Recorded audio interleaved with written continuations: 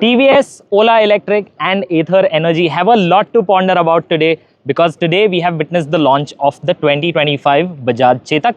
Now I know what you're thinking, it looks exactly the same and in fact this color isn't new either, but believe me, this is an all new scooter and I'm here to tell you each and every single detail about it, including all the new features, what has changed structurally, what is the range. I'm going to tell you everything in this first look video. But before we begin, make sure you subscribe to Carandbike and hit the bell icon so you're notified every time we come out with a new video on a new motorcycle or a new car.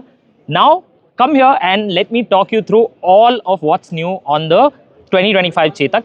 So now the Chetak has a new suffix. It is 35 series. Earlier, you may remember there were these numbers that were used to denote each variant.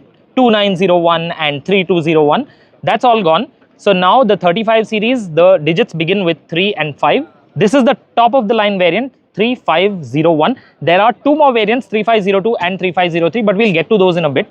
For now, let's talk about this variant in particular.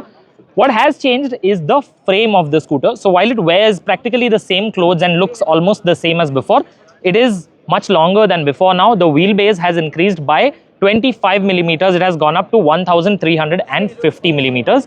Now with the increase in wheelbase, what you get is enhanced footboard space. So as you can see, I'm just going to put my foot here, and as you can see, there is plenty of space for me down here.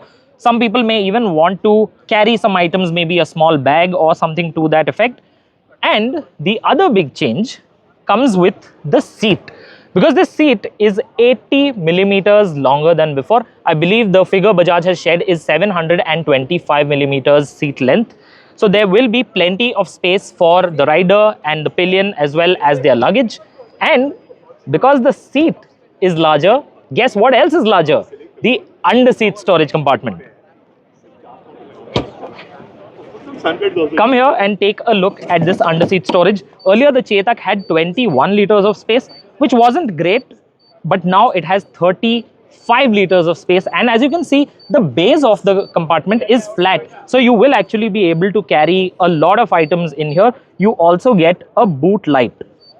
Now, and since I've shown you the charging cable, let me also mention that the Chetak now has a 950 watt onboard charger. So this will enable a 0 to 80% charge in just 3 hours. You can simply take this cable and plug it into a 5 amp socket. Now to talk about what's different with the battery pack. This one now has a 3.5 kilowatt hour battery pack, and it is using different cells as well. So the cells are still NMC, but the format has changed. These are now 21700 format cells. What that means is that you now get better range. So Bajaj claims that the IDC range of the 3501 is around 153 kilometers. But more importantly, the real world range has gone up to nearly 125 kilometers. That is impressive considering the last time we rode this scooter, it had a 3.2 kilowatt hour battery and the range was somewhere around 100 kilometers, maybe even a little less. What's good is that Bajaj has not altered the performance.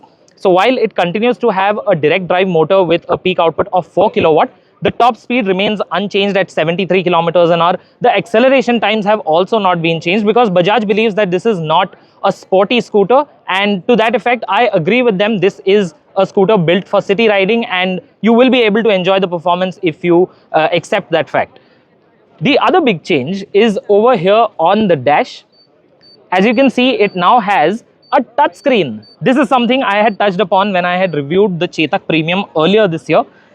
And thankfully, Bajaj has listened and integrated a touchscreen on the top variant. Now, they have not specified the size, and I can tell you this isn't the largest touchscreen in terms of inches.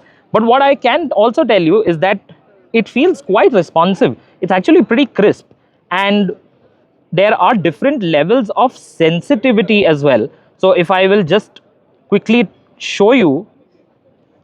So when I go in here, I can choose to have different levels of touch sensitivity, including normal, when I'm riding with gloves, rain, and you can also choose to switch it off entirely and use just the switches on the handlebar to control the scooter in case you think the touch functionality is distracting. I believe this is a fantastic execution simply because we've seen somebody like an Ather skip adding a touchscreen on their family scooter, the Rista stating that people may find a touchscreen too distracting, too intimidating, but Bajaj has done a really good job with this over here.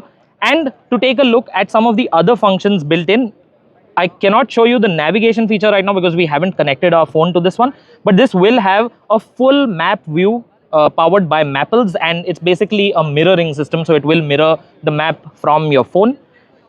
And otherwise, you can see the layout, the graphics look almost exactly the same as before. When I start up the scooter, you will be able to see that it is in eco mode. You can see 84% charge and a range of 112 kilometers. If I stick it into sport, it still shows a range of 107 kilometers, and we know the Chetak is pretty accurate when it comes to range predictions. And now to talk about the prices. The Chetak 35 series currently has two models on sale, the 3501 and the 3502. You see, the 3502 is the entry point. I know it's a little confusing, but that scooter does not have the touchscreen, so it has the older model screen, and it also misses out on the 950 watt onboard charger. It has an off-board charger, and it misses out on this full-size glove box. There are pockets built into the back of the apron. That variant is priced at 1,20,000 rupees ex-showroom, and this variant right here is priced at 1,27,000 rupees. Now, if you will remember, the previous Chetak top spec variant also cost 1,27,000 rupees. So somehow Bajaj has managed to keep the price exactly the same as before while adding all of these new features, the enhanced range, the better practicality. So I think from a value point of view, Bajaj has really made a great package.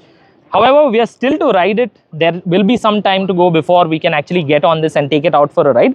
But by the looks of it, it looks like the most complete electric scooter on the market at this point in time. That was my first impression of the Chetak 35 series. But what do you think of it? Do you think it looks impressive? Are you enamored by the features that Bajaj has added to this one? Or do you think there is scope to do more with the Chetak?